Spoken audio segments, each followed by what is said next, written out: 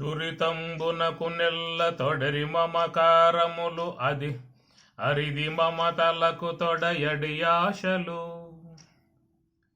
దురితంబునకు నెల్ల తొడరి మమకారములు అరిది మమతలకు తొడ అడి ఆశలు.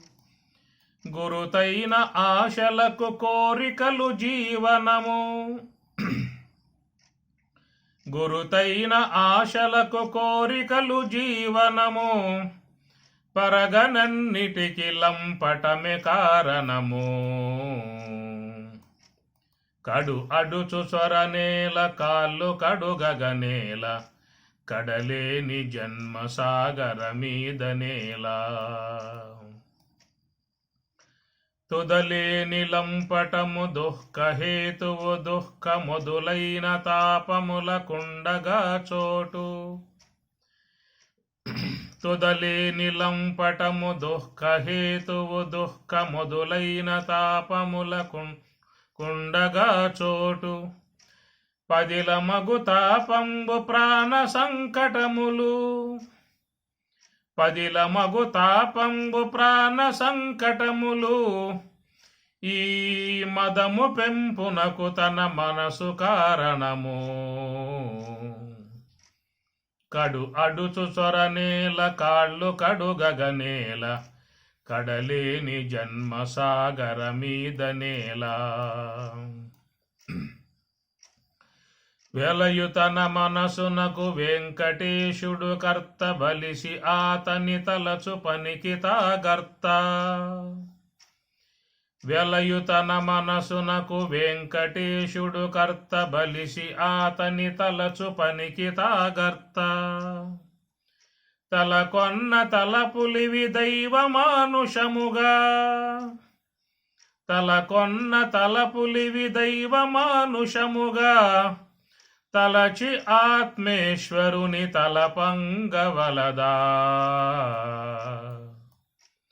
కడువడుచు చొరనేల కాళ్ళు కడుగగనేల కడలేని జన్మ సాగర మీద నేల. కడు అడుచు చొరనేల కాళ్ళు కడుగగనేల కడలేని జన్మ సాగర మీద నేల. కడలేని జన్మ సాగర మీద నేల.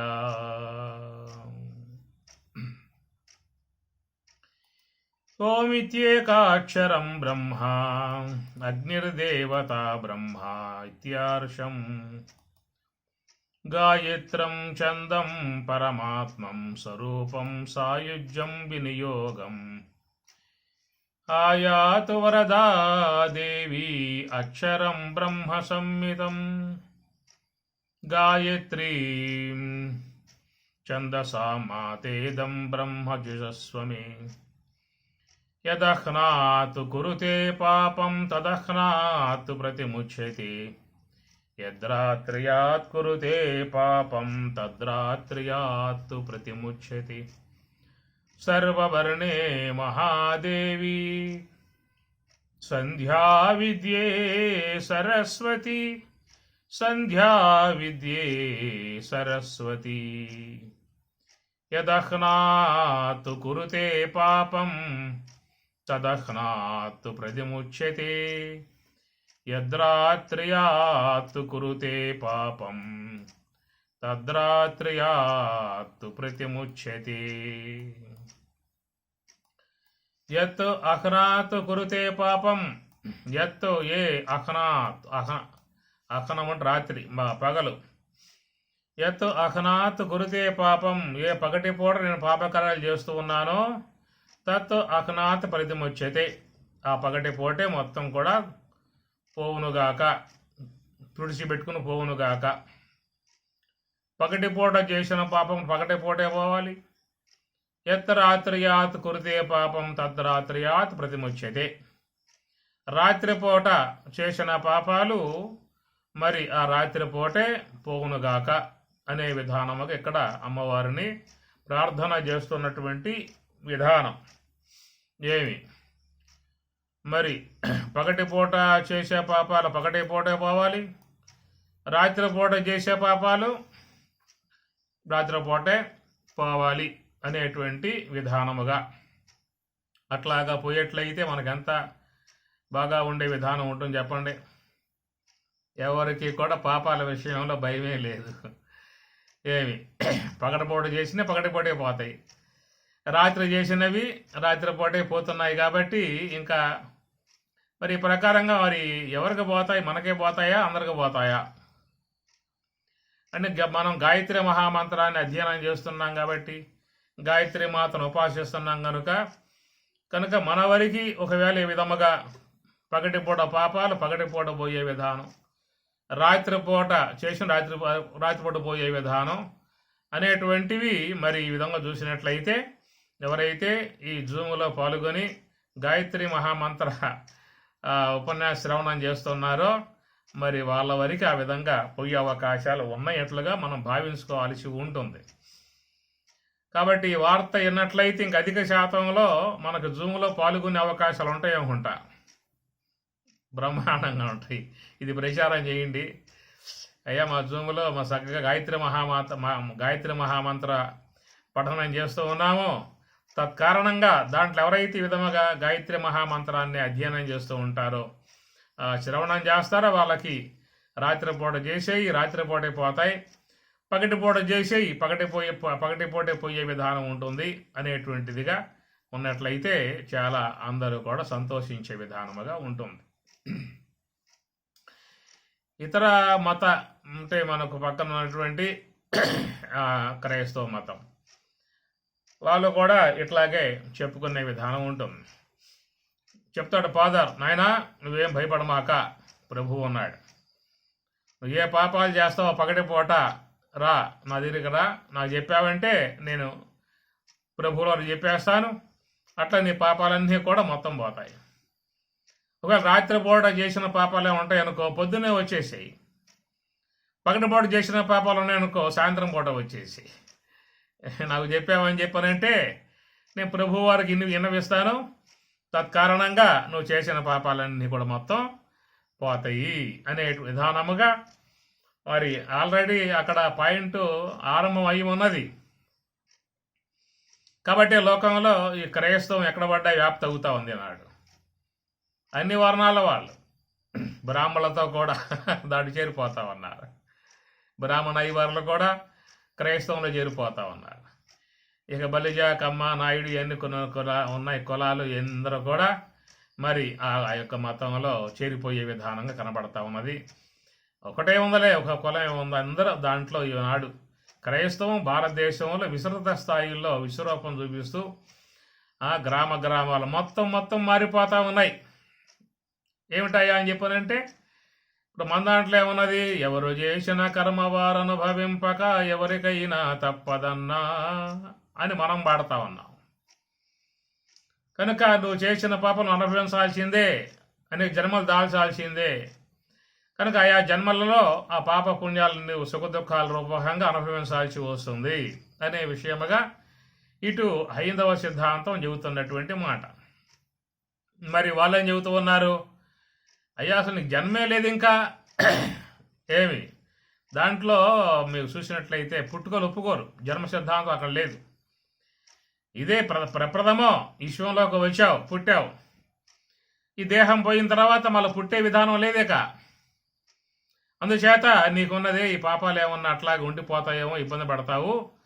అందుచేత నీవు గనక వచ్చినట్లయితే మాకు చెప్పినట్లయితే మరి నీ పాపాలన్నీ కూడా ప్రభువు వారికి విన్నవించి మొత్తం పోగొడతామని చెప్పనే విధానముగా. కాబట్టి వాళ్ళు ఉదయం సాయంత్రం చర్చకు పోయి, స్వామి ప్రభువా మేము ఈ ప్రకారంగా ఈ పాపకార్యం చేశాము, మన్నించండి, క్షమించండి, అనుగ్రహించండి, పాప క్షమాపణ మాకు ప్రసాదించండి అనే విధానముగా వేడుకునే విధానం మీకు చూసినట్లయితే క్రైస్తవ సిద్ధాంతాలలో కనబడతా ఉంటుంది. ఏమి మరి ఆ ప్రకారంగా ఏ పూట చేసిన పాపాలు ఆ పూట పోయే విధానంగా ఉండే పద్ధతిగా ఉన్నప్పుడు మరి వాళ్ళు హైందవ సిద్ధాంతంలో ఉంటారా, క్రైస్తవ సిద్ధాంతంలో ఉంటారా? ఏమి ఇప్పుడు మనమేమో పౌర పాపాలు అట్లాగే ఉంటాయి, గూడు కట్టుకుని లోపల అవి మూట కట్టుకుని పోవాల్సి వస్తుంది, మళ్ళీ రాబోయే జన్మలలో అనుభవించాల్సి వస్తుంది అనే విధానంగానేమో ఈ పక్క మనం చెబుతూ ఉండే.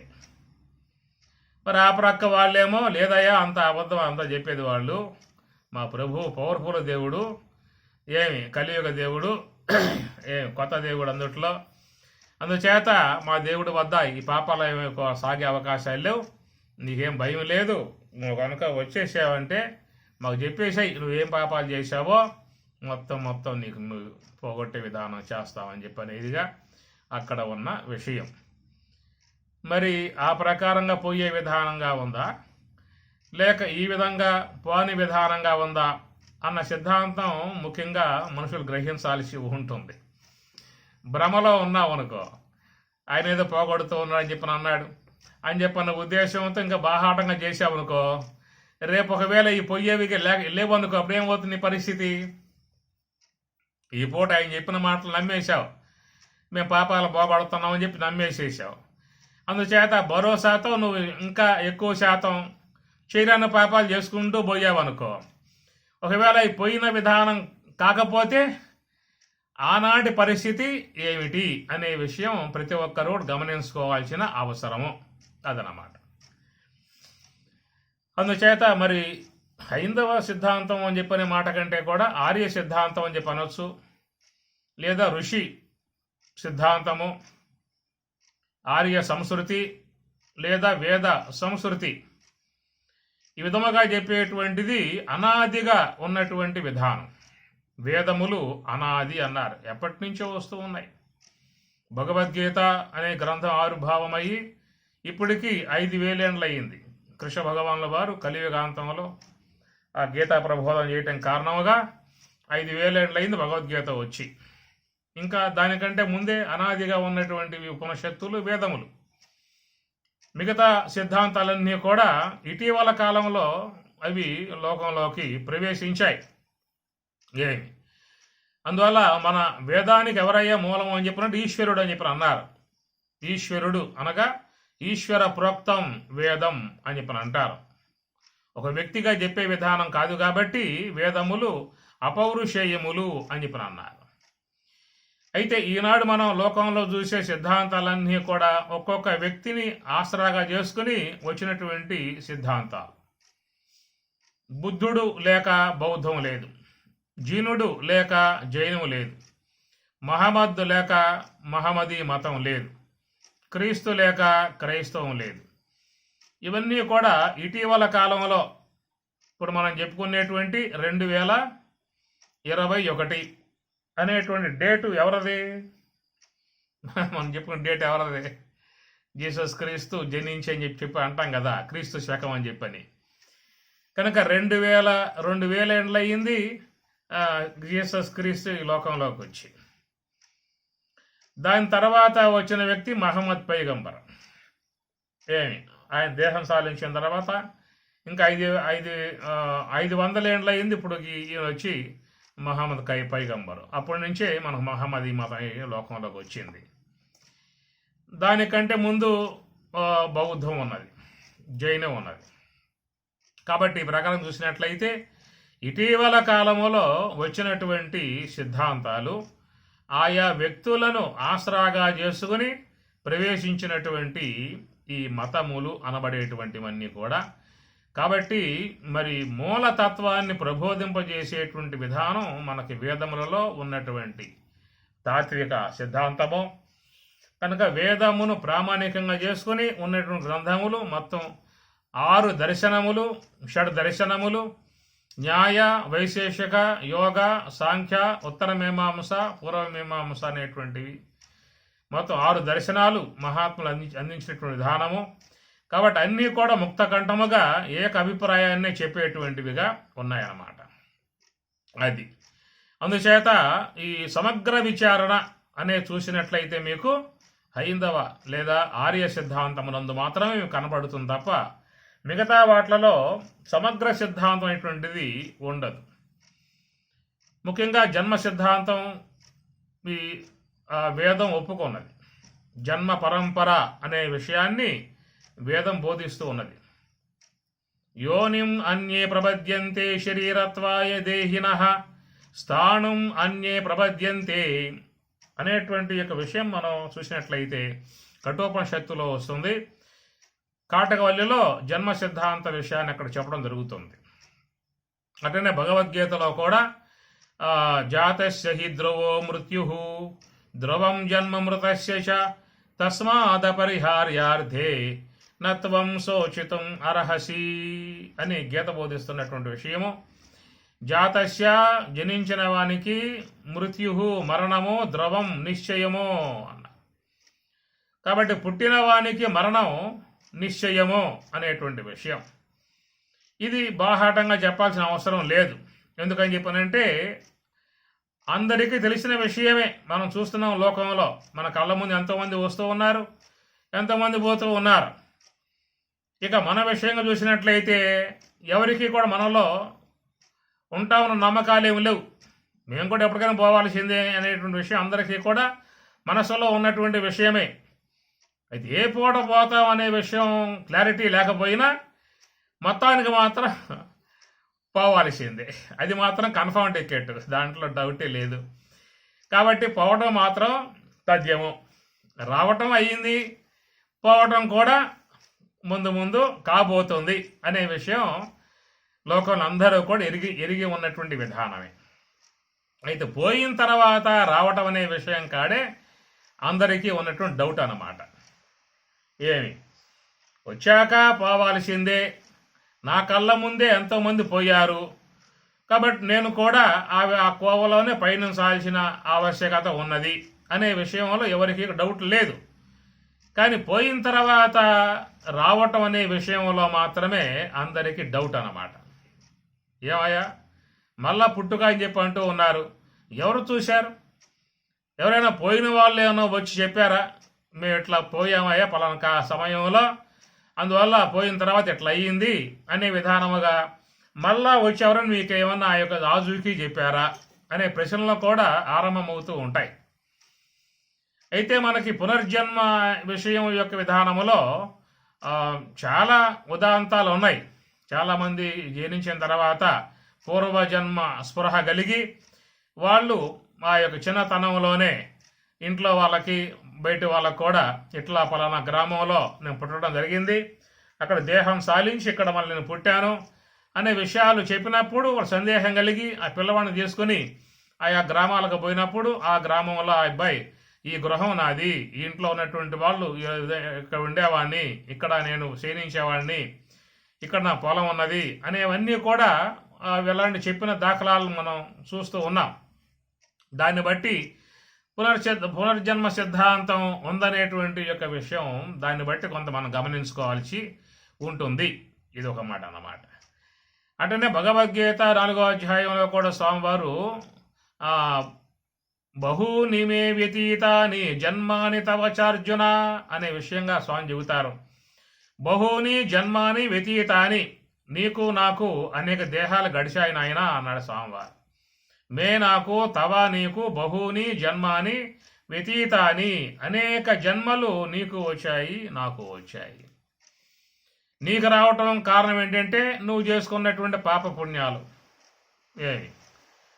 నువ్వు సంపాదించుకున్నటువంటి కర్మ వాసనలు, ఇవన్నీ కూడా అనుసరించి నువ్వు లోకంలోకి రావటం జరుగుతూ ఉంటుంది.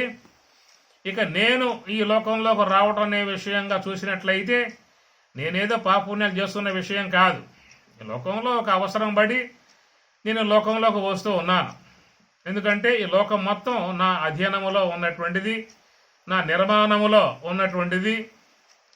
విశ్వం మొత్తం కూడా నా యొక్క నివాస గృహం.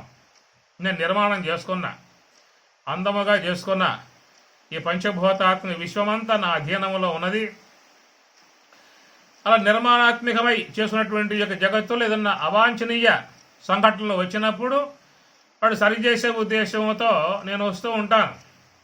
ఎట్లయితే మనం అప్పుడప్పుడు పండుగలు వచ్చినప్పుడు సంక్రాంతి కానీ, దీపావళి పండుగ కానీ, వినాయక చవితి కానీ ఇలాంటివి వచ్చినప్పుడు ఏం చేస్తాం? మనం గృహాలని శుద్ధం చేసుకోవటం వల్ల, బూజు దులుపుకోవటం వల్ల, ఇల్లు మొత్తం కడుక్కోవటం వల్ల, సామాన్లు మొత్తం బయట కాల్ చేయటం వల్ల, దీపావళి పండుగ వస్తే ఇంట్లో ఆ మూల ఈ మూల ఉన్న చెత్త తీసుకుపోయి గొట్టేసి మొత్తం భోగి మంటగా కాల్చేస్తా ఉన్నాం. అట్లాగా నీ గృహం యొక్క సంరక్షణ విషయంలో నువ్వు జాగ్రత్త వహిస్తూ ఉంటావు. నా గృహం యొక్క సంరక్షణ విషయం నేను జాగ్రత్త వహిస్తూ ఉంటా కాబట్టి ఎక్కడెక్కడ ఏమి అవాంఛనీయ విధానంగా ఏర్పడతాయో సంఘటనలు సరిచేసే విధానాలలో నేను లోకంలోకి వస్తూ ఉన్నాను. దానికి స్వామివారు ధర్మ సంస్థాపనార్థాయ సంభవామి యుగే యుగే అని మాట్లాడు స్వామివారు వాడారు గీతలో. నేను రావడం కారణం ఏంటంటే ధర్మ సంస్థాపనార్థాయ పరిత్రాణాయ సాధూనా వినాశహి దుష్కృతాం ధర్మ సంస్థాపనార్థాయ. సాధువులను కాపాడే ఉద్దేశము, దుష్టులను శిక్షించే ఉద్దేశము, ధర్మ సంస్థాపన చేసేటువంటి యొక్క భావనతో నేను లోకంలోకి రావడం జరుగుతూ ఉన్నది అనే మాట స్వామివారు స్వయంగా చెప్పిన విధానం. స్వమాయయా సంభవామి, నా యొక్క మాయను ఆసరాగా చేసుకుని నేను లోకంలోకి రావడం జరుగుతూ ఉంటుంది. కనుక నాకు జన్మలు ఉన్నాయి, నీకు జన్మలు ఉన్నాయి. కనుక నేను ఈ జన్మలు స్వతసిద్ధముగా తీసుకుంటాను. అయితే నీకు జన్మలు ఆవశ్యకంగా రావాల్సిన అగత్యం ఉన్నది. ఎందుకంటే నువ్వు చేసిన కర్మలు అవే ఈ లోకం లాక్కు రావటం జరుగుతూ ఉన్నది అనేటువంటి విధానములో ఈ జన్మ సిద్ధాంతము అనేటువంటిదంతా కూడా పుణ్య పాపాల మీద ఆధారపడి ఉన్నటువంటి విధానం. అది ఆ పుణ్యము పాపమే లేకపోతే ఇంకా జన్మే ఉంది ఇంకా. కాబట్టి ఎందుకు ఈ దేహం రావటం అంటే గత జన్మలలో చేసుకున్నటువంటి పుణ్య పాపములు అనేటువంటి వాటిని అనుభవించడానికి తిరిగి మరలా ఈ లోకంలోకి దేహాలు ధరించి వస్తూ ఉన్నాం. అందువల్లే జీవితంలో మనకి ఎప్పుడూ కూడా సంతోషమే ఉండదు, ఎప్పుడు దుఃఖమే ఉండదు.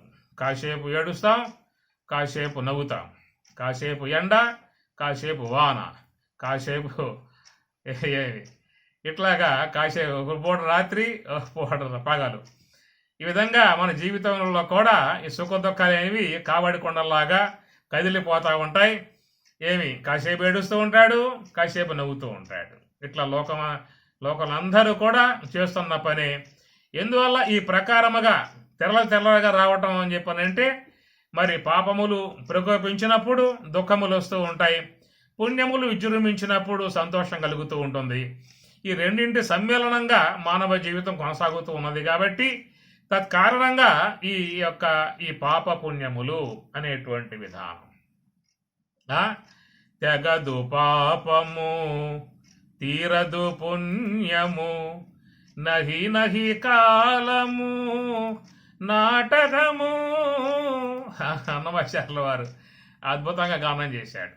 తెగదు పాపము తీరదు పుణ్యము. తెగదు పాపము ఎంతన్నా సాగుతూ ఉంటుంది లబ్బర్లాగా.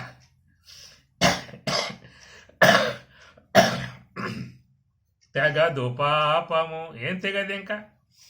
ఇప్పుడు ఆ పాపరాశి నుంచి 10% తీసుకుని వ్యాపారం పెట్టావు, ఈ దేహం ధరించావు, లోకంలోకి వచ్చావు. ఈ 10%తోనే సరిపెట్టుకుంటావా? లాభంపై లాభం వేసుకోవా? చక్కెర వడ్డీ తెప్పవా? 100% సంపాదించుకుంటావు. 10% పెట్టుబడితో దేహం ధరిస్తాం. ఈ పోయే సమయానికి 100% సమకూర్చుకుని ఈ దేహం వదిలిపెట్టి మళ్ళా నిష్క్రమించే విధానం ఏర్పడుతుంది. కనుక ఎవరో కూడా జన్మించిన తర్వాత పాపాలు చేయకుండా ఉన్నారా? పాపాలు చేస్తూనే ఉన్నారు. తెగదు పాపము ఏడ తెగేది ఇంకా. 10% పాపంతో దేహం ధరించావు, 100% పాపాలు మనం సంపాదించుకుంటూ ఉన్నావు.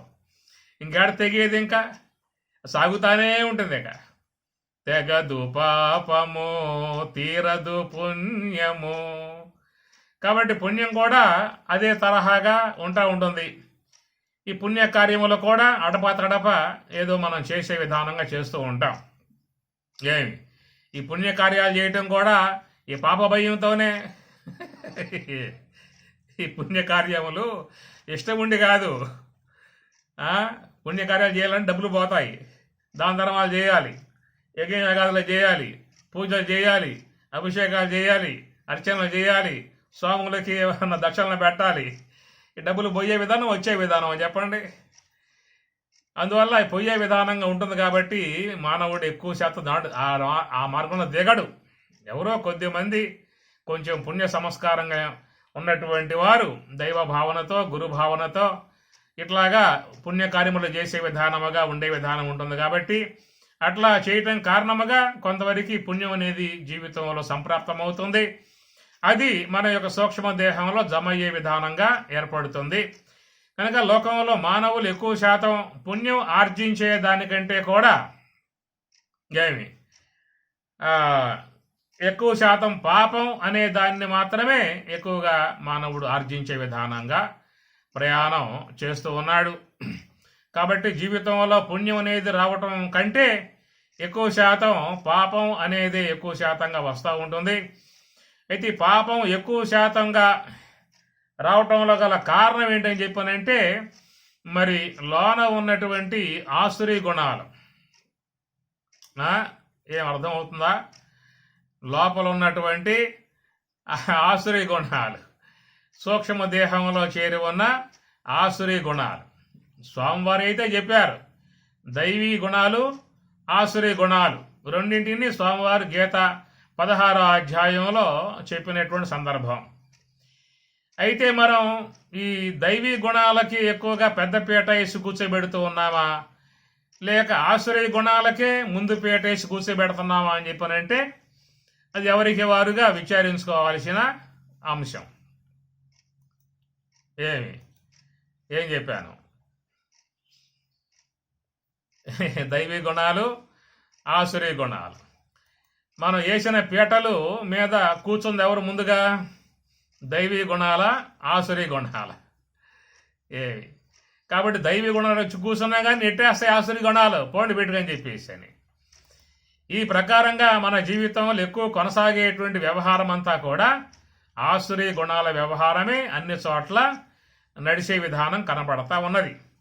కామ, క్రోధ, లోభ, మోహ, మద, మత్సర, ఈర్ష, ద్వేష, దంభం, అసూయ, కక్ష, ప్రతీకారం, వైరం, విద్వేషం, ఈ రకరకాలైనటువంటి గుణాలన్నీ కూడా ఇవి బాగా విజృంభించి మరి మానవుని చేత ఆయా కార్యాలు చేయిస్తూ ఉన్నాయి. కామయేష, క్రోధయేష, రజోగుణ సముద్భవ, మహా అశన, మహాపాప్మ, విద్యేనమిహ వైరిణం అంటే పరమాత్మ గీతలో. మహాపాప్మ, మహా అశన అన్నాడు. మహా అశన తిండిపోదు, ఎన్ని భోగించినా తృప్తి లేదు. తృప్తి ఉందా? చూచి చూచి చూచి కళ్ళు పోయాయి, చూసి ఆశ మాత్రం బాదు. విని విని విని చెవులు పోయాయి, వినే ఆశ మాత్రం బాదు. తిని తిని తిని తిని పండ్లు పోయాయి, తినే ఆశ మాత్రం. నవిలే అవకాశం లేదు కాబట్టి రోట్లో బాగా దంచి మెత్తగా సప్పటేస్తాం నోట్లో వేసుకొని, అంతే. కాబట్టి ఈ ప్రకారంగా మరి ఆ విధంగా లోన ఉన్నటువంటి యొక్క ఆ కోరికలు ఇంద్రియాల ద్వారా తీర్చుకుంటూ ఉంటాయి. కాబట్టి మహా అశనహ అనే మాట స్వామివారు వాడతారు. మహాపాప్మ, మహా పాపకార్యాలు మహా గొప్పగా చేసే విధానముగా ఉంటాయి. కామ ఏష, క్రోధ ఏష, ఏష కామ, ఏష క్రోధ, ఏష లోభ, ఏష మోహ, ఏష మొత్తం చెప్పుకోండి. స్వామివారు రెండే చెప్పారు. రెండు చెప్పారంటే మొదలగు అని అర్థం. మనం ఏం చేస్తాం, ఒకటి చెబుతాం, తర్వాత ఏమంటాం, మొదలగు అని చెప్పని అంటాం. అట్లాగా స్వామివారు రెండు చెప్పారంటే మనం మొత్తం లెక్కేసుకోవాలి. మొదలగు అన్ని మొత్తం కూడి ఉంటాయి కాబట్టి, ఇవన్నీ ఆశ్రయ గుణాలన్నీ కూడా ఉంటాయి కాబట్టి ఈ ప్రకారంగా మనం మన జీవితం అనేటువంటిది దైవీ గుణాలతో మనం సంబంధం పడి ఎక్కువ శాతం ఎక్కువ జీవితాన్ని జీవిస్తూ ఉన్నామా, లేక ఆశ్రయ గుణాలతో సంబంధం పడి ఎక్కువ జీవితాన్ని జీవిస్తూ ఉన్నామా అనేది మనం గమనించుకోవాల్సి ఉంటుంది. ఎవరైతే దైవీ గుణాలను చక్కగా ముందు పెట్టుకుని జీవితాలను జీవించే వాళ్ళుగా ఉంటారో వాళ్ళకి ఎక్కువ శాతం పుణ్యం వచ్చే అవకాశం ఉన్నది. లేదు ఆశ్రయ గుణాలను ముందు పెట్టుకుని జీవితాన్ని జీవించే వాళ్ళకి ఏమొస్తాయి, వాళ్ళకి పుణ్యాలే వస్తాయా?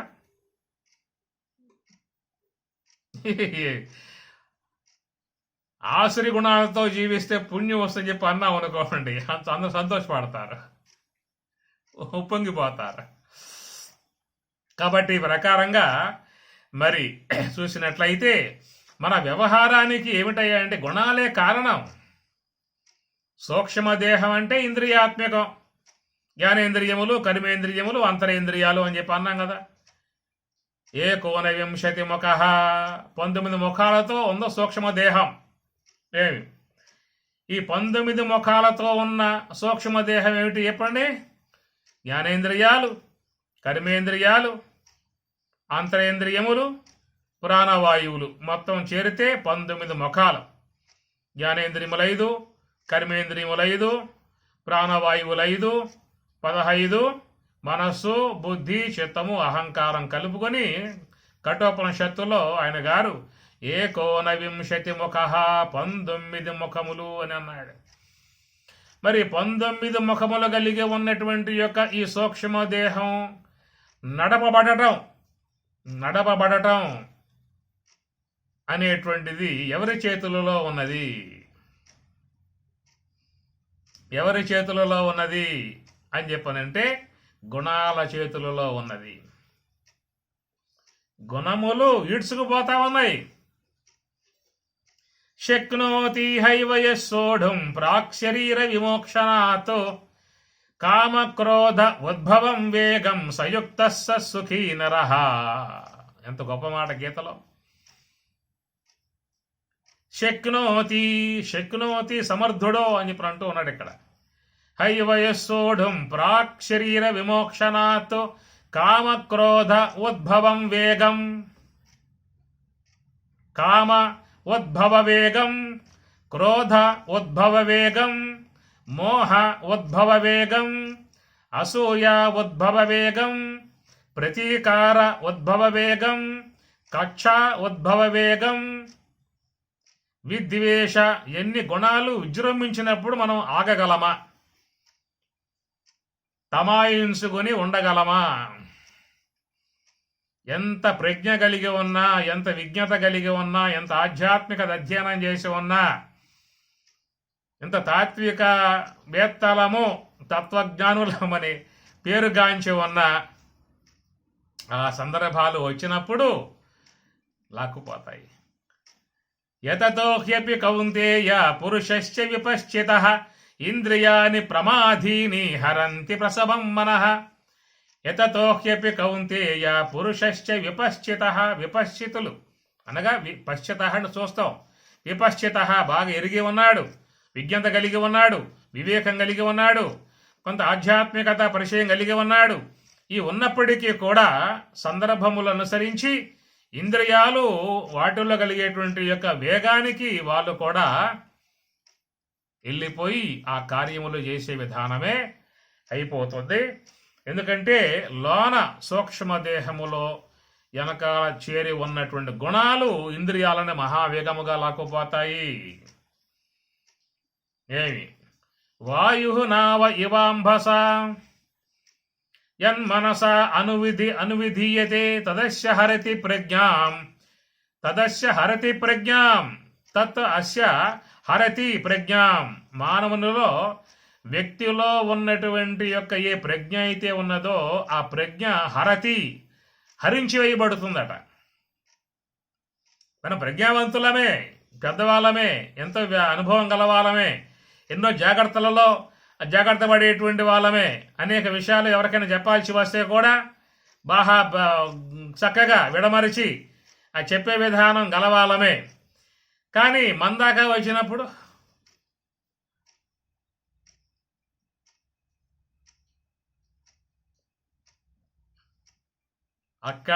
అక్కడ ఉన్నది అసలైన కథ. కాబట్టి ఆ ప్రకారంగా ఉన్నదే హరతి ప్రజ్ఞాం వాయు నావ ఇవాంభస. వాయు నావ ఇవ అంబస అన్నాడు. అనగా అంబస నీటి యందు, సముద్రములో ఉన్నటువంటి యొక్క నావ ఏమి అది ఎట్లా వస్తుంది? చాలా చక్కగా ఏమి మెల్లగా, చల్లగా, హాయిగా, ఆనందంగా, సంతోషంగా ఆ నావ ఒడ్డుకి చేరుతుంది. ఎప్పుడు అనుకూలమై ఉన్న గాలి ఉన్నట్లయితే, అనుకూల వాయువులు వీస్తూ ఉన్నప్పుడు అట్లా తెరసాప ఎత్తాడు అని చెప్పనంటే చక్కగా, మెల్లగా, చల్లగా, ఎలాంటి యొక్క ప్రమాదం లేకుండా ఆ యొక్క నావ మరి ఆ సముద్ర తీరానికి చేరుకుంటుంది. ఒకవేళ తుఫాన్ రేగిందనుకో, ఆ తుఫాన్ రేగినప్పుడు మరి దాని యొక్క మధ్యలో ఆ నావ ఉన్నట్లయితే ఆ సముద్రపు ఆటుపోట్లకు, సుడిగుండాలకు ఆ విధంగా తిరుగుతున్నప్పుడు దాని మధ్యలో ఉన్నటువంటి యొక్క నావ పరిస్థితి ఏమిటి? మొత్తం మునిగిపోవటమే. ఇది స్వామివారు ఇచ్చినటువంటి ఉదాహరణ భగవద్గీతలో. వాయు నావ ఇవ అంబస, నీటిలో ఉన్నటువంటి నావలాగా. అట్లా మన జీవన విధానం కూడా ఒక ప్రయాణంగా కొనసాగుతూ ఉన్నది. మన జీవన నావ, సాగిపోయేటువంటి జీవన నావ మెల్లగా, చల్లగా, సంతోషంగా, ఆనందంగా సాగిపోవాలని చెప్పన్నట్లయితే అనుకూలమై ఉన్నటువంటి యొక్క వాయువులు మనకి వీయాలి. ఏమిటా వాయువులు? దైవీ గుణములు. అభయం సత్వ సంశుద్ధి, జ్ఞానయోగ వ్యవస్థితి, దానం దమశ్చ యజ్ఞశ్చ స్వాధ్యాయస్తప ఆర్జవం, అహింసా సత్యమక్రోధం, త్యాగశరపైషణం, దయాభూతేషు అలోలత్వం, ఆర్దవం హ్రీహి అచాపలం, తేజ క్షమః ధృతి శౌచం, అద్రోహో నాతిమాన్యత భవంతి సంపదం దైవీ అన్నాడు పరమాత్మ గీతలో. కనుక దైవీ సంబంధమై ఉన్నటువంటి గుణములు ఎవరి యొక్క జీవితంలో వ్యవహారం చేసేటువంటివిగా ఉంటాయో గమనించాలి. ఇక్కడ ఎవరైతే దైవీ గుణములు కలిగి జీవనం చేసేటువంటి వారుగా ఉన్నారో, దయ, ప్రేమ, వాత్సల్యము, మంచితనము, ఎలాంటి సాత్విక సంబంధమై ఉన్నటువంటి దైవీ సంబంధమైనటువంటి గుణాలు ఎవరిలో అయితే వ్యవహారం కలిగి ఉంటాయో, ఆ విధముగా వ్యవహారము కలిగి ఉన్నటువంటి గుణములు గల వాళ్ళు శాంతిగా, సుఖముగా, ఆనందముగా, ప్రశాంతముగా, ఉద్వేగాలు లేకుండగా, బీపీలు, షుగర్లు ఏమి లేకుండగా, హార్ట్ అటాకులు లేకుండగా సంతోషంగా జీవితకాలం పర్యంతం నిండా 100 ఏళ్ళు జీవించే అవకాశం ఉంటుంది. అదే కనుక ఆశ్రీ గుణాలు కనుక విజృంభించే విధానముగా ఎవరి జీవితంలో ఉంటుందో ఇక వాళ్ళకి శాంతి లేదు, సుఖం లేదు, నిద్ర లేదు, ప్రశాంతత లేదు. ఇంట్లో వాళ్ళని శాంతిగా ఉన్నవాడు తాను శాంతిగా ఉండడు. ఈ ప్రకారంగా ఉంటాయి. కాబట్టి ఇట్లాగా మన జీవితంలో ఉన్నటువంటి 2 రకములై ఉన్నటువంటి గుణములను స్వామివారు పేరు పెట్టి దైవీ గుణములు, ఆసురీ గుణములు అనే విధానంగా చెప్పుకొచ్చారు.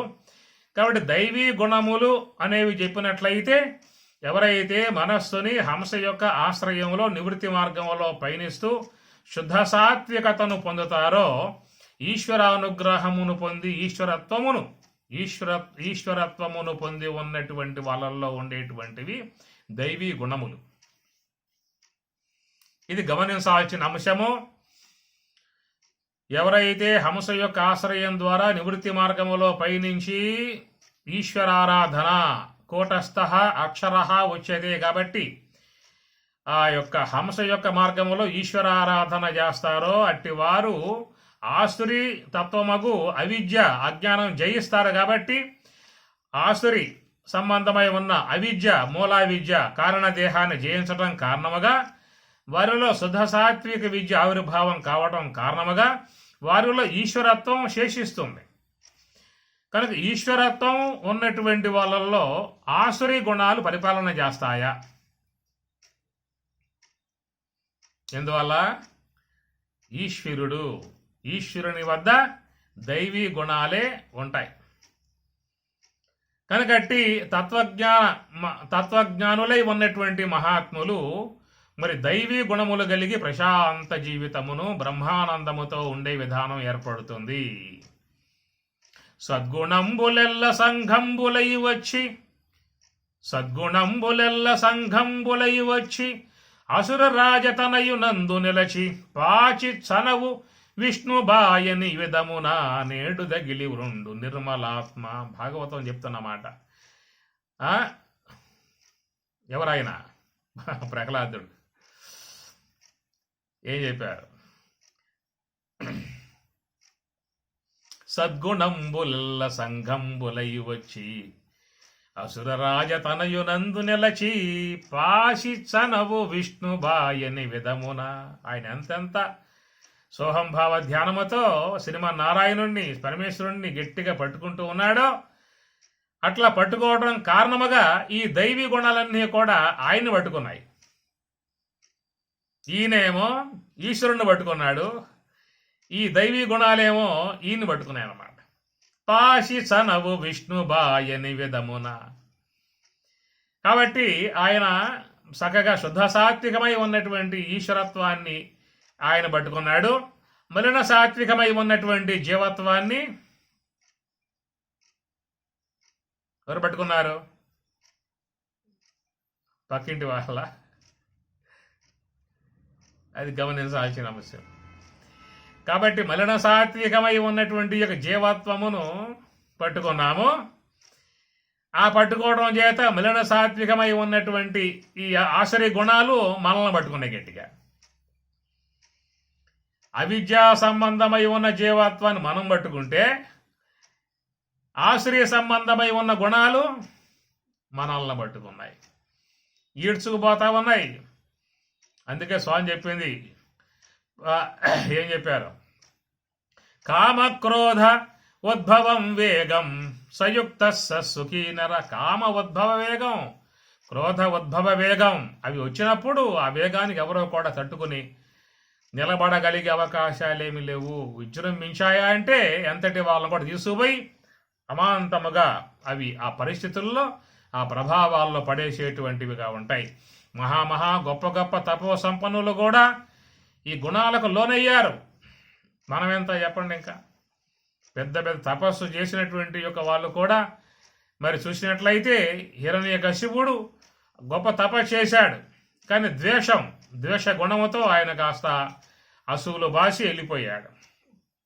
రావణుడు ఆయన గొప్ప తపో సంపన్నుడే, మనకంటే వేదాంగాలు మొత్తం అధ్యయనం చేశాడు, గొప్ప తపో సంపన్నుడే, కానీ గుణానికి లోబడి ఆయన కాస్త హతమారిపోయాడు. అట్లా దుర్యోధనుడు వాడు రారాజు, మంచి బలం గలవాడు, కండబలము, తిండి బలము, గుండె బలము, జనబలము, పదవీ బలము, అన్ని బలాలు వాడికి ఉన్నాయి. ఇన్ని ఉన్నా కానీ వానికి ఏంటంటే అసూయ అనే గుణంతో దెబ్బకి హతమారాడు. వాడికి అసూయ, దుర్యోధనునికి అసూయ. పక్క వాళ్ళు బాగా ఉంటే వాడిని నిద్ర పట్టదు, తిన్నాన్నం అరగదు. ఇది అసూయ గుణం అన్నమాట. ఇట్లాగ అసూయ గుణముతో వాడు పోయాడు, వాడితో పాటు పరివారం మొత్తం లక్కుపోయాడు. ఇట్లా మనం చూసినట్లయితే చరిత్రలన్నీ కూడా ఇలాంటి భావాలు తెలియజేయడానికే పురాణములు, పుక్కడి పురాణములు, అవన్నీ కల్పనలు, అవన్నీ కల్లుబోలి కబుర్లు అవన్నీ నీకు అవసరం లేదు. పుక్కడి పురాణాలు, కల్పనలో అవన్నీ అవసరం లేదు నీకు. వాటిలో సందేశం ఏమిటి, అవి మనకి ఏం చెప్పడానికి బయలుదేరాయి, అవి గమనించుకుంటే మన జీవితాలను మనం సగదిద్దుకునే అవకాశం ఉంటుంది. మీరు అద్దంలో నిలబడితే మీ యొక్క పేసులో మార్పు వస్తుంది చూడండి. ఉంటుందా? పేసులో మార్పు వస్తుందా? అద్దంలో నుంచున్నప్పుడు కుడి వైపుగా ఎడం వైపు ఉంటుందా ఉండదా? ఉంటుంది, అద్దంలో ఉంటుంది కదా. దాన్ని తిప్పండి మరి, అద్దంలో ఉన్న బొమ్మని నీలాగా తిప్పుతావేమో. అది నీకెందుకంట? అద్దంలో చూసుకున్నావా, బొట్టు బాగా ఉందా లేదా, క్రాప్ బాగా ఉందా లేదా, పౌడర్ బాగా పట్టిందా లేదా, చొక్కా బాగా ఉందా లేదా, అందరికీ తప్ప ఈ బొమ్మ ఆ పక్క ఉన్నదే, నేను ఈ పక్క ఉన్నానే, దాన్ని తిప్పాలి అని తిప్పాలంటే ఏం తిప్పుతా నువ్వు? నీ వల్ల ఏమవుతుంది? అది నీకు అవసరం లేదు.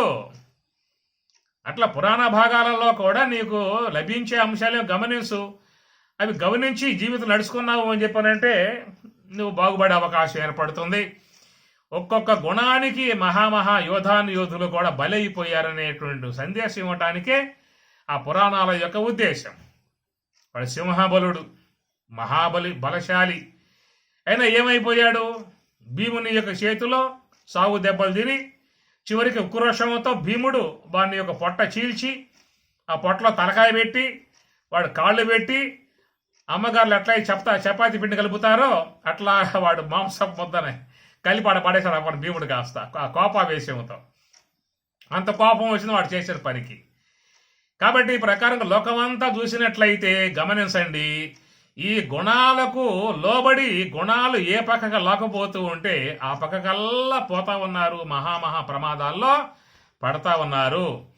కాబట్టి గుణాలకు లోబడావు అని చెప్పనంటే నాయన పెద్ద పెద్ద రావణ బ్రహ్మ లాంటి వాళ్ళు, కీచుకుడు లాంటి వాళ్ళు, హిరణ్యకశిపుడు లాంటి వాళ్ళే ఈ గుణాల యొక్క దెబ్బకు తట్టుకోలేక నేలమట్టం అయిపోయారు, మట్టి కలిశారు, మట్టిలో కలిసిపోయారు. కాబట్టి నువ్వు జాగ్రత్త అని చెప్పటానికై ఉన్నటువంటి అంశములే పురాణ భాగాలు. అంతే తప్ప దాంట్లో బ్రహ్మ విద్య ఏమి రాదు, తాత్వికం ఏమి రాదు. మన జీవిత విధానాన్ని సగదిద్దుకోవటానికి ఇచ్చినటువంటి ఒక మంచి సందేశాత్మక అంశములు అని అర్థం. అందుచేత ఇక్కడ మరి పగటిపూట చేసే పాపం పగలే పోవాలి, రాత్రి పాపం చేసే రాత్రే పోవాలని ఎట్లా పోవాలి? మరి వస్తున్నాయి లేదు పాపాలు వస్తూ ఉన్నాయి, మరి పుణ్యాలు వస్తూ ఉన్నాయి. ఈ పుణ్యములు రావడం కంటే ఎక్కువ శాతం మనం ఏం చేస్తున్నామంటే పాపాలే సంపాదించుకుంటూ ఉన్నాం. ఈ పాపాలు సంపాదించుకునే దానికి ఏమిటయ్యా అని చెప్పానంటే లోపల కారణదేహం అజ్ఞానాశ్రయం కలిగి ఉన్నటువంటి ఆశ్రీ గుణములు. ఈ ఆశ్రీ గుణాలకు మనం లోబడి అవి ఏ ప్రకారంగా కార్యములు చేయిస్తూ ఉంటే ఆ ప్రకారంగా చేస్తా ఉన్నాం. మరి చేసినప్పుడు మరి పాపాలు రావా? ఏమండి మరి వాళ్ళైతే పాపాలు చేసినా పోగొడుతున్నారు కదా, మీరు పోగొట్టలేరా? మీ వద్ద శక్తి లేదా? ఇదో ప్రశ్న. మళ్ళా పక్క వాళ్ళండి పక్కనే ఇంకోటి కూటం అక్కడ మేము పోతా ఉంటాము. ఏ పూట చేసే పాపాలు ఆ పూట వాళ్ళు పోగొట్టేస్తున్నారు. మీకు ఆ శక్తి లేదా? మీరు పోగొట్టలేరా? మరి మీరేం గురువులు ఇంకా పోగొట్టలేనప్పుడు వాళ్ళు పోగొడతా ఉన్నారే అని చెప్పనేటువంటిది ఒక భ్రాంతిలో పడ్డటువంటి యొక్క విధానము. ఏమి అందుచేత ఏమిటయ్యా ఈ పాప పుణ్యములు అని చెప్పనంటే చెప్తారు కదా, ఈ పాప పుణ్యములు చేసే విధానములో మరి మన లెక్కంతా కూడా రాసి పెట్టేటువంటి మహానుభావుడు ఎవరని చెప్పానంటే చిత్రగుప్తుల వారు. ఉన్నారా లేదా? చిత్రగుప్తుడు యముడు ఉన్నాడా? యముడు ఉన్నాడు. చిత్రగుప్తుడు ఆయన ఉన్నాడు. నాటికల్లో చూపిస్తారు, సినిమాల్లో చూపిస్తారు, అన్నిట్లో చూపిస్తారు చిత్రగుప్తుడిని. ఆయన యమలోకంలో ఉండి అందరి లెక్క ఆయన గారు రాస్తూ ఉండేటువంటి విధానం అన్నమాట.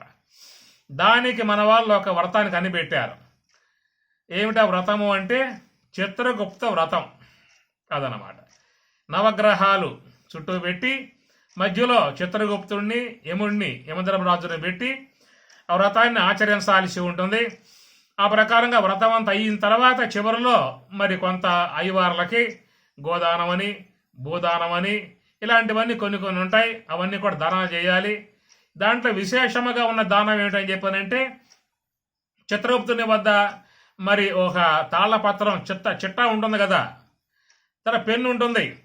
పెన్నుతో లెక్కంతా రాస్తూ ఉంటాడనమాట.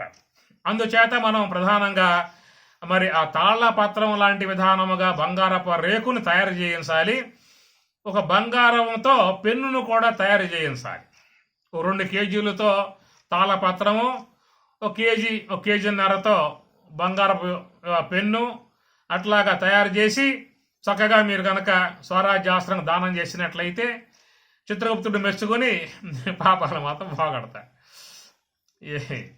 కాబట్టి ప్రకారం పూర్వకాలంలో అయ్యవార్లు అందరూ ఆ విధంగా చేయించి చక్కగా మరి అందరూ కూడా ఆ విధంగా పాపాలు పోగొట్టిన విధానము ఉందన్నమాట.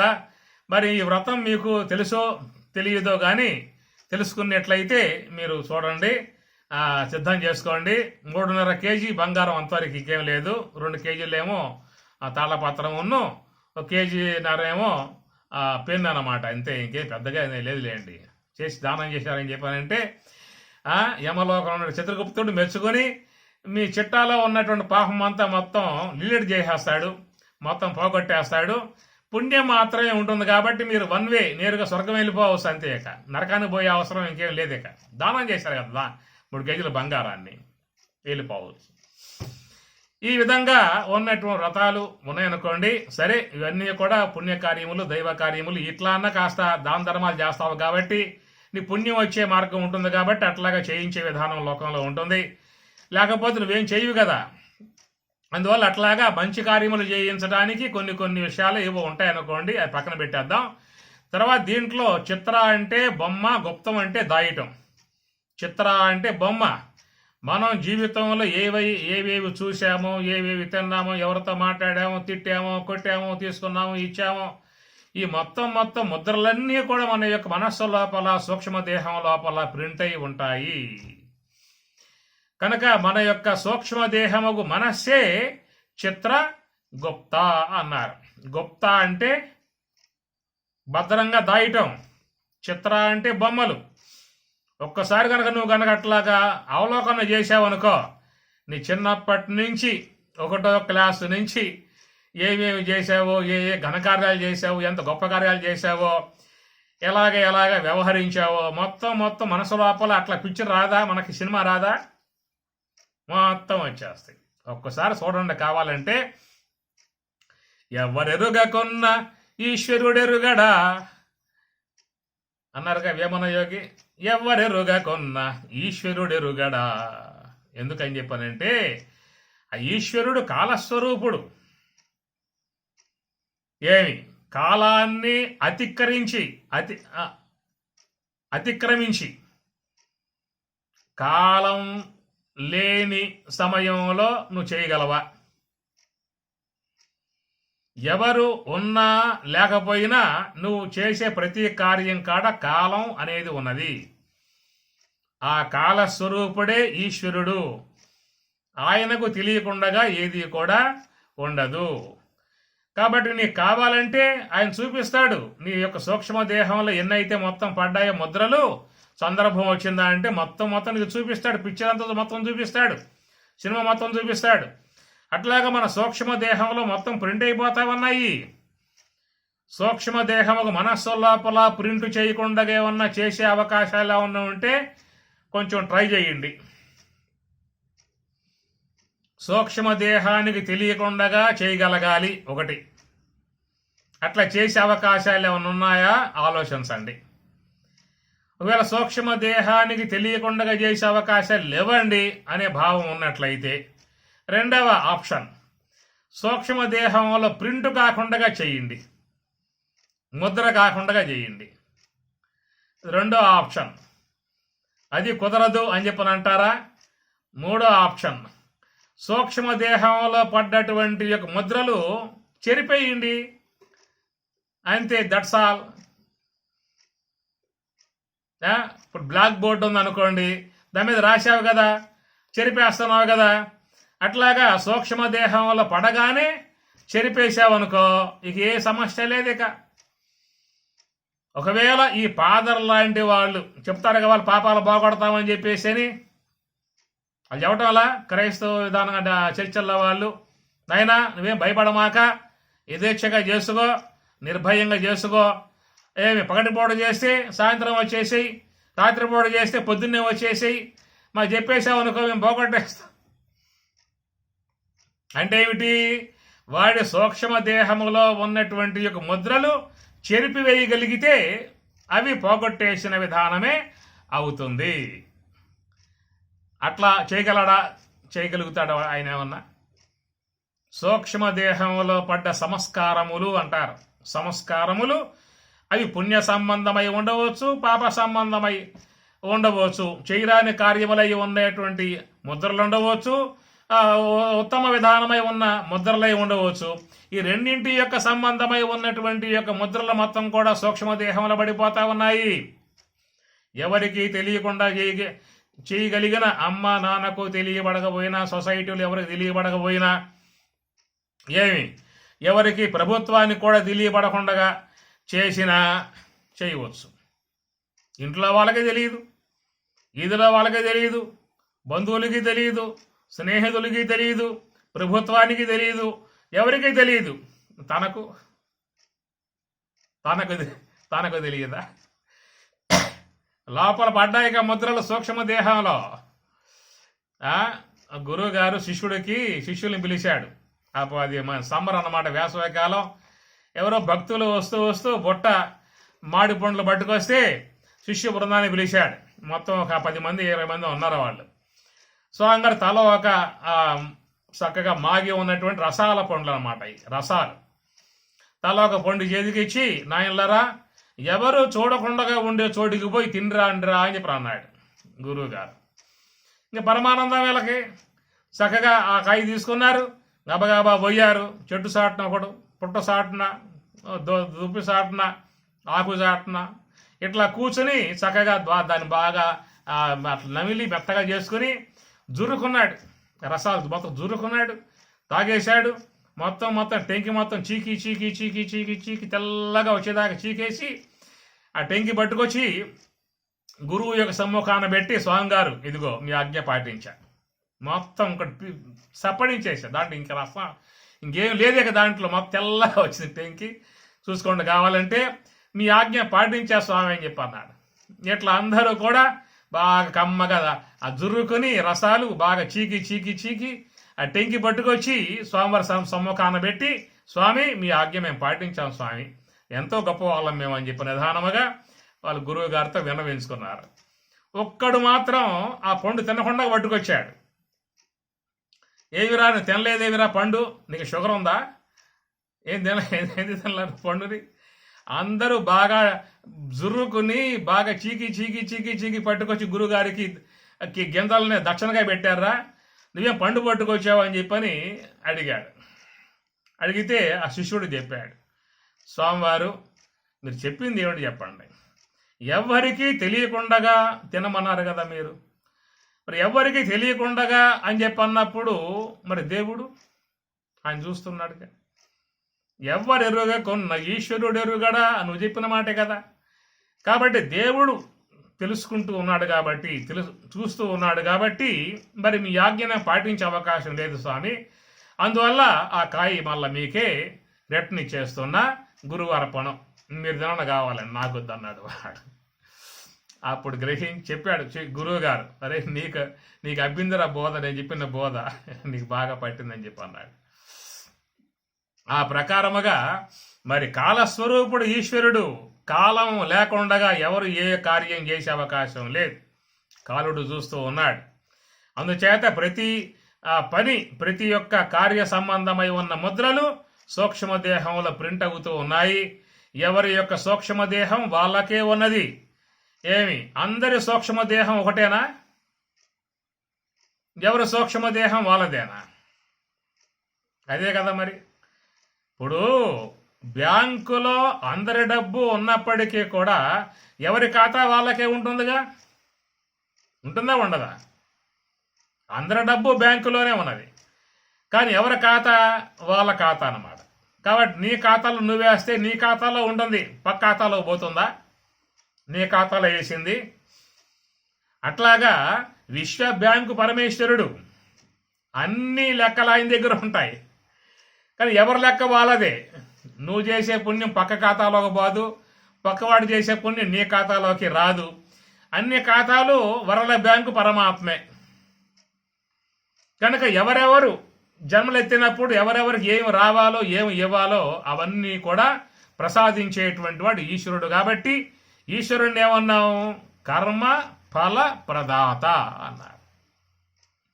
కర్మ ఫల భోక్త జీవుడు, కర్మ ఫల ప్రదాత ఈశ్వరుడు. ఎందువల్ల అంటే అది వరల బ్యాంక్ అయింది. ఇప్పుడు నువ్వు బ్యాంకులో నువ్వు పోయినప్పుడు డబ్బు నువ్వే తీసుకుంటావా? నువ్వు నీ పుస్తకాన్ని విత్డ్రా కాగితం రాసి నీకు ఎంత కావాలో రాసి నీ పుస్తకం ఇస్తే వాళ్ళకి దాన్ని బట్టి జమ చేసి నీకు ఆ డబ్బు ఇచ్చే విధానం ఉంటుంది కదా. అట్లాగా ఎవరెవరి ఖాతా నుంచి పరమేశ్వరుడు వాళ్ళకి ఫలితములు ఇచ్చేవాడుగా ఉన్నాడు. కాబట్టి పరమాత్మ ఈశ్వరుడు కర్మ ఫల ప్రదాత అని చెప్పని అంటారు. అందుచేత మనం చేసేటువంటి ప్రతి కార్యముల యొక్క సంబంధమై ఉన్నటువంటి పుణ్యములు ఏవైతే ఉన్నాయో పాపములు ఏవైతే ఉన్నాయో మొత్తం కూడా మన మనస్సుకు చిత్రగుప్తుని యందు నిక్షిప్తమై ఉన్నాయి. చిత్ర అంటే బొమ్మ, గుప్తము అంటే దాయటము, గుప్తముగా లోపల ఉన్నాయి. నువ్వు జ్ఞాపకం చేసుకుంటే మళ్ళీ మొత్తం వస్తాయి. మొత్తం ఒకేసారి జ్ఞాపకం రావు. నీకు నీ వ్యవహారం బట్టి నీకు ఎన్ని అవసరమో ఈ వ్యవహారం బట్టి నీకు మొత్తం అట్లా జ్ఞాపకం వస్తాయి తప్ప నువ్వు చిన్నప్పటి నుంచి చేసినవన్నీ మొత్తం ఒకసారి కూర్చుంటాయి వచ్చి. ఒకేసారి మొత్తం వచ్చి కూర్చుంటే బుర్ర వేడెక్కిపోతుంది. కాబట్టి మొత్తం ఒకేసారి రావు. నీకు ఎప్పుడెప్పటికి ఏవేవి అవసరమో ఆ సందర్భానికి ఆయన గారు నీకు ఇస్తూ ఉంటాడు. లోపల ఉండి మత్తః స్మృతి జ్ఞానం, ఆ స్మృతి ఇస్తూ ఉంటాడు అన్నమాట. కాబట్టి ఈ ప్రకారముగా మరి ప్రతి ఒక్క వ్యక్తి యొక్క సూక్ష్మ దేహములో చేరి ఉన్నటువంటి యొక్క ఈ సంస్కారములే పుణ్య పాపములు. ఒకవేళ వేరే మతస్థులు ఏమన్నా నీ సూక్ష్మ దేహాన్ని ఏమన్నా మొత్తం కడిగేసి దాన్ని వాషింగ్ మిషన్లో వేస్తారో, రిన్ సోప్ వేసి ఏమైనా ఉతుకుతారో, బండకేసి బాత్తారో, లేకపోతే వేసి బాగా దాన్ని ఏమన్నా వేడి చేసి బాగా కరిగిస్తారో, ఇట్లా చేయగలిగి పోగొట్టగలిగితే పాపాలు పోయే అవకాశాలు ఉన్నాయి. అసలు ఆ ఫాదర్ పాపాలు పోవాలంటే వాడు కూడా ఎక్కడ పోగొట్టుకుంటాడు? కాబట్టి ఈ ప్రకారంగా సరైనటువంటి అవగాహన లేని కారణంగా నీ పాపాలు నేను పోగొడతా అని చెప్పని అంటాడు. నీ పాపాలే పోయి చావట్లే ఎక్కడ? కాబట్టి ఈ ప్రకారముగా అవగాహన లేని మాటలు, శాస్త్ర ప్రామాణిక లేని కారణముగా ఆ విధంగా మాట్లాడటం ముఖ్యంగా ఉంటుంది అనుకోండి. కాబట్టి ఈ ప్రకారముగా సూక్ష్మ దేహం మనసు అనేటువంటి యొక్క వస్తువులో ఉన్నటువంటి దోషాలు ఏవైతే ఉన్నాయో అవన్నీ కూడా యత్ అహనాత్ కురుతే పాపం తత్ అహనాత్ ప్రతిముచ్యతే, యత్ రాత్ర్యాత్ కురుతే పాపం తత్ రాత్ర్యాత్ ప్రతిముచ్యతే అనేటువంటి మాటలు మనకి గాయత్రి మహామంత్రంలో వస్తున్నటువంటి విధానము. మరి ఆ పగటిపూట చేసినటువంటి పగటిపూట పోవటం అంటే ఎట్లా, రాత్రిపూట చేసినవి రాత్రిపూట పోవటం అంటే ఎట్లా అనే విషయాన్ని మనం కొంచెం విశ్లేషించుకోవాల్సిన ఆవశ్యకత ఉంటుంది. ఓం సహనా భవతు సహనౌ భునక్తు సహ వీర్యం కరవావహై తేజస్వినావధీతమస్తు మా విద్విషావహై. ఓం శాంతి శాంతి శాంతి. హరి ఓం తత్సతు. శ్రీ గురుభ్యో నమః. హరి ఓం.